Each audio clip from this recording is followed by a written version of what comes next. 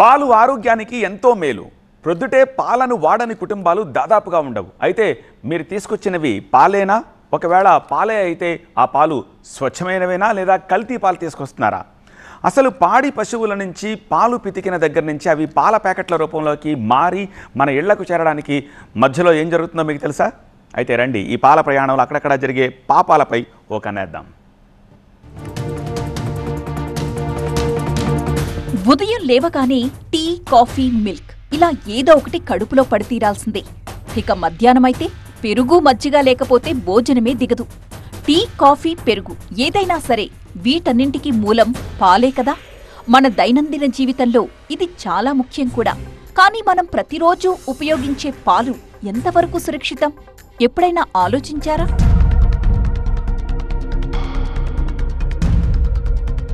గతంలో చిక్కటి పాలల్లో కొంచెం నీళ్లు కలిపేవారు. కానీ ఇప్పుడు ఏకంగా పాలనే నకిలీ తయారు చేస్తున్నారు. చూడ్డానికవి రియల్ పాలలాగే ఉంటాయి, కానీ పాలు కాదు. అస్సలు మీరు తేడాని గుర్తించలేరు కూడా. కానీ అవి కడుపులో పడ్డాక పెను ముప్పుగా మారిపోతాయి.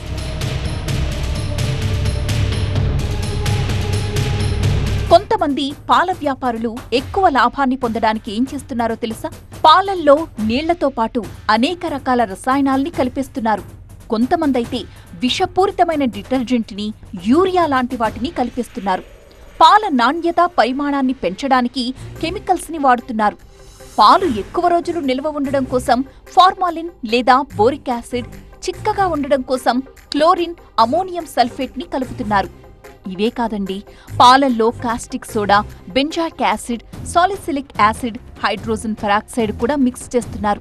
ఇలా కొన్ని కోట్ల లీటర్ల పాలు తయారవుతున్నాయంటే మీరు నమ్మగలరా?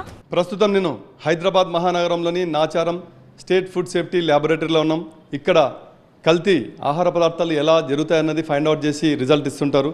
ప్రస్తుతం నేను ఈరోజు TV9 ప్రత్యేకంగా పాలు కల్తీ ఎలా జరుగుతాయి, పాలలో ఎన్ని రకాల కల్తీలు ఉంటాయి, ఎన్ని రకాల పాలు ఉంటాయన్న దానిపై ఫుల్ డీటెయిల్గా తెలియజేసే ప్రయత్నం చేస్తుంది TV9. ఇందులో భాగంగా ప్రధానంగా మన దగ్గర ఇప్పుడు food safety laboratory senior scientific officer Vani ఉన్నారు.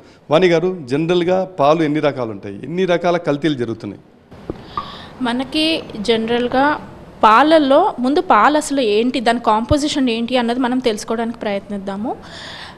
మిల్క్లో మనకి 88% వరకు మెయిన్ ఇంగ్రీడియంట్ వచ్చేసి వాటరే ఉంటుంది. తర్వాత 3 to 6% మాత్రమే ఫ్యాట్ ఉంటుంది. 3 to 6% తర్వాత మిగిలిన 4% వచ్చేసి మనకి ప్రోటీన్స్ కానీ, విటమిన్స్ కానీ, మినరల్స్ కానీ ఉంటుందన్నమాట. This is the actual composition of milk. It contains majorly water, then comes to fat, then comes to protein and some other minerals, vitamin. జనరల్గా సర్వసాధారణంగా నీళ్ళు కల్తీ చేసేస్తుంటారు. అందులో కృత్రిమ పాలు తయారు చేస్తుంటారు, రకరకాలుగా కల్తీ రసాయనాలతో చేస్తుంటారు. మన దగ్గర ఎట్లా ఐడెంటిఫై చేస్తారు? మంచి పాలేవి, కల్తీ పాలేవని ఎట్లా ఐడెంటిఫై చేస్తారు? ఒకసారి ఎక్స్ప్లెయిన్ చేస్తారా TV9 ముందు? ఇంగ్రీడియంట్స్ యాడ్ చేస్తున్నారు యాజ్ అడల్టరెంట్స్. చెప్పాలంటే ఫస్ట్ వన్ వచ్చేసి వాటర్. అది ఎప్పటి నుంచో జరుగుతుంది. పాలల్లో మనకి వాటర్ యాడ్ చేస్తే డైల్యూట్ అయిపోతుంది, వాళ్ళు దాన్ని క్యాష్ చేసుకుంటారు. నెక్స్ట్ వచ్చేసి ఇలా డైల్యూట్ అయిపోయిన పాలని ఎవరు తీసుకోరు కాబట్టి, సో దాని థిక్నెస్ ఇంక్రీజ్ చేయడానికి ఇప్పుడు కొంతమంది ఏం యాడ్ చేస్తున్నారంటే స్టార్చ్ యాడ్ చేస్తున్నారు. మీకు డెమాన్స్ట్రేట్ చేసి చూపిస్తాం. ఇప్పుడు మనం నార్మల్ మిల్క్ తీసుకుంటున్నాము. దానికి టింక్చర్ ఆఫ్ ఐరన్ కొంచెం 2 drops యాడ్ చేస్తాము.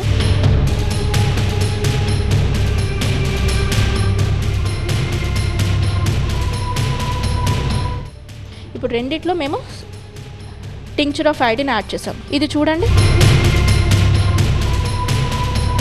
ఇందులో పిండి పదార్థాలు కలిపారు కాబట్టి ఇది బ్లూ కలర్ ఫామ్ అవుతుంది. ఇందులో ఎటువంటి అడల్ట్రేషన్ లేదు కాబట్టి ఇది నార్మల్ కలర్లోనే ఉంది. మీరు డిఫరెన్స్ క్లియర్గా చూసుకోవచ్చు. వాటర్తో డైల్యూట్ చేయడం వల్ల ఆ ప్రోటీన్ కంటెంట్ అనేది కూడా తగ్గిపోతుంది. సో ఆ ప్రోటీన్ కంటెంట్ ఇంక్రీజ్ చేయడానికి ఫాల్స్గా ఇంక్రీజ్ చేయండి, not naturally we are increasing it in false manner. So వాళ్ళు యూరియా అనేది యాడ్ చేశారు. యూరియా అంటే it is a nitrogen, phosphorus, potassium fertiliser. ఈ నైట్రోజన్ అనేది మనకి ప్రోటీన్ కంటెంట్లో ఉంటుందన్నమాట.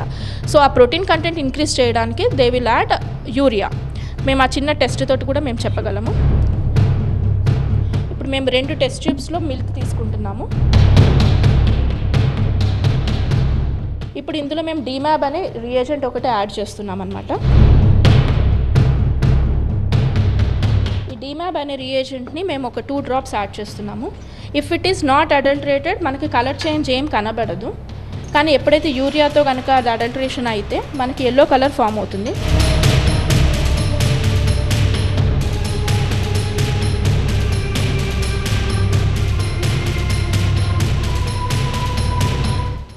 ఇది చూడండి, ఇందులో యూరియా యాడ్ చేయడం వల్ల మనకి ఎల్లో కలర్ ఫామ్ అవుతుంది. ఇందులో ఎటువంటి అడల్టరేషన్ జరగలేదు కాబట్టి ఇది చూడండి, మీరే కలర్ డిఫరెన్స్ ఈజీగా క్లియర్గా కనిపెట్టచ్చు. This is adulterated with urea, this is not adulterated.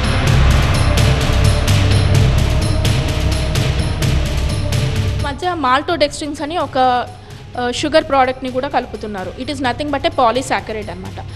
So ఎప్పుడైతే ఈ మాల్టోడెక్స్ట్రిన్స్ని మిల్క్లో యాడ్ చేస్తున్నారో, ఎప్పుడైతే మనం ఆ మిల్క్ని కన్జ్యూమ్ చేయడం వల్ల మన బ్లడ్లో షుగర్ లెవెల్స్ అనేవి పీక్ స్టేజ్కి వెళ్ళిపోతాయి ఇమ్మీడియట్గా. That is not good for diabetic patients. So maltodextrins add చేస్తున్నారు. ఇంకొంతమంది హైడ్రోజన్ పెరాక్సైడ్ అనే కెమికల్ యాడ్ చేస్తున్నారు to increase the shelf life of milk. కృత్రిమ పాలు అంటే సింథటిక్ మిల్క్ తయారు చేస్తుంటారు కదా, ఎలాంటి దాంట్లో మిక్స్ చేస్తుంటారు, మీ టెస్ట్లో ఎలాంటివి బయటపడుతుంటారు? కృత్రిమ పాలు అంటే అందులో అసలు పాలు అనేది ఉండదండి, కొంచెం కూడా ఉండదు. It is made from oil detergents, urea, starch తోటి తయారు చేస్తూ ఉంటారు. ఇవి వాళ్ళు మినిమం క్వాంటిటీస్లో తీసుకొని, ఆయిల్ ఎక్కువ క్వాంటిటీస్లో తీసుకొని దాన్ని హై ఆర్పిఎం దగ్గర బ్లెండ్ చేయడం వల్ల మనకి just similar to like milk product అనేది ఒకటి వస్తుంది. దాన్ని వాళ్ళు నార్మల్ మిల్క్లో కలిపేసి డైల్యూట్ చేయడం వల్ల మనకి నార్మల్ మిల్క్లో కలిపేస్తున్నారు. To increase the taste they are adding again sugar. మేము మంత్లీ అరౌండ్ 200 శాంపిల్స్ వరకు అనలైజ్ చేస్తూ ఉంటాము మిల్క్కి సంబంధించి. అందులో ఒక 30 to 40 వరకు కొంచెం అడల్టరేషన్ శాంపిల్స్ అన్నవి మేము నోటీస్ చేస్తూ ఉంటాము. మోస్ట్లీ ఇన్ ఫ్యాట్ కంటెంట్, ఎందుకంటే ఫ్యాట్ కంటెంట్ అనేది సరిగ్గా మెయింటైన్ చేయరు. కొన్ని ఫ్యాట్ కంటెంట్స్లో కొన్ని మాల్టోడెక్స్ట్రిన్స్లో పోయిందనమాట. ఈ మధ్యకాలంలో కొంచెం మాల్టోడెక్స్ట్రిన్స్ అడిషన్ ఎక్కువైంది, సో మాల్టోడెక్స్ట్రిన్స్లో పోతుంది. మొత్తం మీద మనం చూడొచ్చు. ఇప్పుడు ఇక్కడ చూసుకున్నట్లయితే ఇక్కడ మనకు ఇక్కడ ఎల్లో కలర్లో కనిపిస్తున్నటువంటిది యూరియా యాడ్ చేసినటువంటి పాలు. అదేవిధంగా పింక్ కలర్లో కనిపిస్తున్నది వచ్చేసి ఆడ కెమికల్స్ కలపడం వల్ల ఈ స్టోరేజ్ కెపాసిటీని పెంచడానికి, అంటే షెల్ఫ్ లైఫ్ పెంచడానికి వాడుతుంటారు. అదేవిధంగా ఇక్కడ బ్లూ కలర్లో చూస్తున్నట్టు పిండి పదార్థాలు మొత్తం కూడా యూజ్ చేసి వాడుతున్నట్లుగా ట్రేస్ అవుట్ అయింది.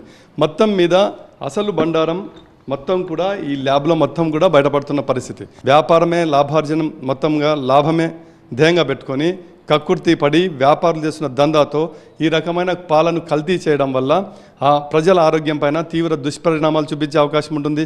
చివరికి ప్రతిరోజు ఈ పాలను వాడుతూ వెళ్తే మాత్రం కొన్ని రకాల క్యాన్సర్ వ్యాధులకు కూడా దారితీసే ప్రమాదం ఉన్నారు డాక్టర్లు కూడా. చూశారు కదా, ఇలాంటి కల్తీ పాలు ఆరోగ్యానికి చాలా హానికరం. ఈ పాలను పిల్లలు తాగితే మాత్రం దుష్పరిణామాలు మన ఊహకు కూడా అందని స్థాయిలో ఉంటాయి. తెలుసో తెలియకో రోజూ కృత్రిమ పాలు తాగితే అందులోని కొవ్వుతో క్యాన్సర్ కూడా వచ్చే అవకాశం ఉంది.